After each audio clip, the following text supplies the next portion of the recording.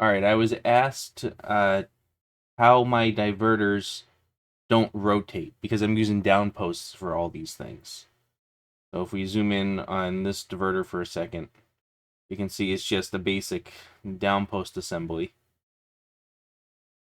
I mean, it's the down post assembly I designed, but it's just a down post assembly, right? I edit this. Yeah, so this goes down, this goes up, right? And that's it. Um, so I added flanges and other things to prevent this stuff from being a problem. So on this diverter here,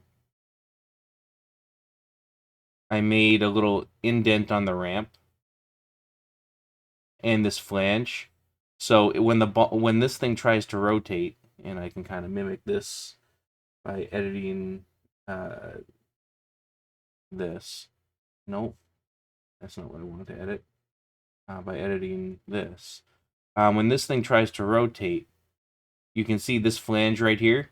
It's gonna get pushed into the ramp, so it won't be able to go in this direction, right? So when the ball hits it, it'll go more, and that's about it.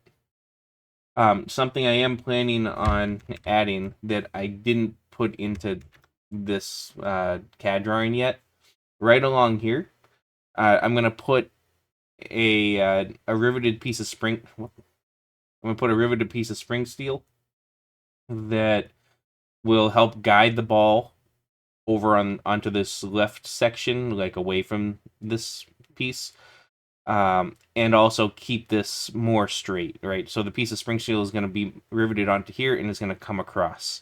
So that'll kind of have a slot for this to go up and down in. It'll keep it in place and it'll keep the ball away from this moving part here. Excuse me. So that's a piece I haven't designed yet, but I mean it's a simple little riveted assembly, right? The other thing, so over here, notice how this is popping up through the ramp here in this design. Well, in reality, I have this block on this thing, and it's an offset block, so I can have different heights on here depending on what I need for various downposts. And it's just, you can see it's a standard downpost assembly used on all these things.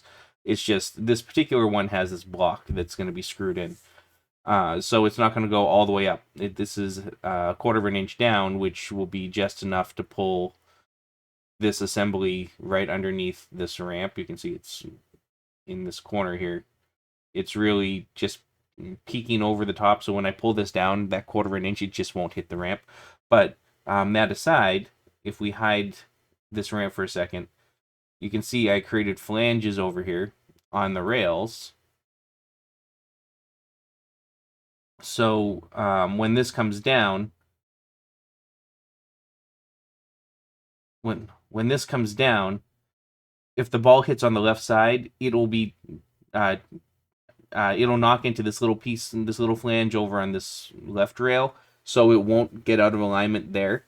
And then when the ball goes like knocks forward into this cup, I have a flange over here, and these flanges are just tall enough that they go like kissing the bottom of the ramp. So this thing will never get out of alignment or too much out of alignment when it kind of knocks left and right. And there's enough slop that it can kind of wiggle a little bit. You can see there's a little bit of space, so it can pop back and forth a little bit. But it won't get out of alignment because of those flanges. So, anyways, I hope that helped explain like what was going on with this and how these worked. And again, this is just a down post. Both of these are just down posts. You can do the same thing just in reverse with an up post. If you have an always down diverter and then you use an up post to pop it up, that works just the same. Just make sure that if you do that, you have those protecting flanges or brackets or something so it doesn't get out of alignment.